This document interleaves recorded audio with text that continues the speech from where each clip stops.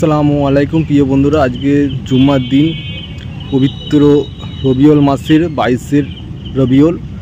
আজকে আমি চলে এলাম শ্রীরামপুরে। আমাদের বাড়ির সামনে একটি মাজার ও কবরস্থান।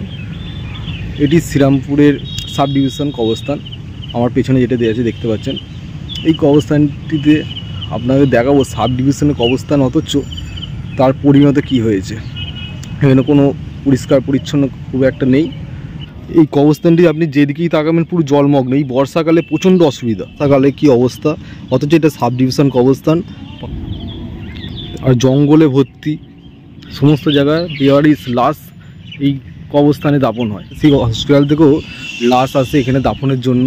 সেই আজকে শ্রীরামপুরবাসীরা যে বর্ষাকালে যে কোনো মাইয়াত হয়ে গেলে যা অসুবিধা হয়, সেটা সাধারণ মানুষ যার বাড়িতে মাইয়াত হয় সেই একমাত্র জানে।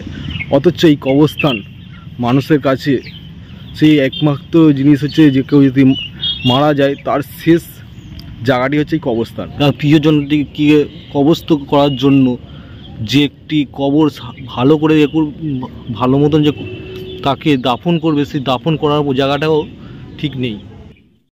কবর আমাদের একটি কথা বারবার বলে, আমার কাছে আসতে হলে কি করতে হয় জানেন কি? শুনুন, এই জায়গাতে আসার জন্য দেখেন আপনি কি ধনী কি গরিব, আপনি ধনী আর গরিব সকলেই সমান জিনিস নিয়ে এখানে আসে।